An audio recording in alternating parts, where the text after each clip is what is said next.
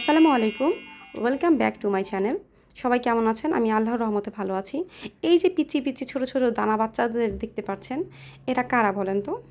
এরা হচ্ছে ৩টা জাতের বাচ্চা। সেটা হচ্ছে, একটা হচ্ছে মুরগি, একটা হচ্ছে তিথি, আর একটা হচ্ছে কোয়েল পাখি। এগুলো হচ্ছে আর কারো সন্তান না, আমার নিজেরই আপন ভাই, তার সন্তান এগুলো। সে তার নিজের সন্তানের প্রতি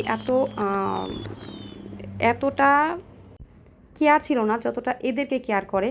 দিন রাত সমানে শুধু এদের পিছনেই লেগে থাকে। ঠিক আছে, এদের খাওয়া দাওয়া, যত্ন আদি দেওয়া সব কিছু আমার ভাইয়া করে, এবং আমার ভাইয়ার খুবই শখ এগুলো পালার। এখানে যে ছোটো ছোটো কোয়েল পাখি আছে, তিথি আছে, তিথির ডিমগুলো কিন্তু অনেক দামি। হ্যাঁ, তিথি যে মুরগিটা আছে, এই তিথি মুরগিগুলো মনে করেন অনেক বড়, মানে বড় সাইজেরই ডিম দেয়। আর এই তো ছোটোখাটো বাগান, এটা কিন্তু আমাদের মেন ছাদ না, এটা হচ্ছে ভাইয়ার ফ্ল্যাটের পাশেই ছাদ। এটা হচ্ছে আমাদের ফ্ল্যাটের পাশের ছোট্ট একটা ছাদ। আর আমাদের মেন ছাদ হচ্ছে 8 তলায়, ভাইয়ারা থাকে হচ্ছে 3 তলায়।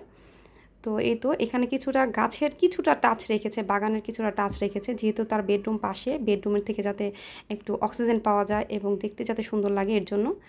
আর এই যে আপনি এই তিথিটাকে দেখতেছেন, এটা প্রচুর শব্দ করে সারাদিন, মানে ঘরের কাউকে ঘুমাতে দেয় না, এত শব্দ করে, এত সাউন্ড করে। তো যাই হোক, এটা দেখতে অনেকটা, এটা অবশ্য এটার গলাটা মনে হয় আমার মতোই পেয়েছে। সবাই দোয়া করবেন আমার ভাইয়ার এই এই বাচ্চাগুলোর জন্য, এই বাচ্চাগুলো যাতে আরও বংশবিস্তার করতে পারে, এবং আমার ভাইয়ার জন্য দোয়া করবেন। আর আমার মার জন্য দোয়া করবেন, তারা খুব সুন্দর করে তাদের এই বাসাটাকে তাদের মনের মতো করে সাজিয়েছে। ভালো লাগলে, আমার ভিডিওটিকে যদি আপনার ভালো লেগে থাকে, ভালো লাগলে অবশ্যই লাইক এবং সাবস্ক্রাইব করে পাশে থাকবেন, আর দোয়া করবেন। আমিও সবার জন্য দোয়া করি। আসসালামু আলাইকুম।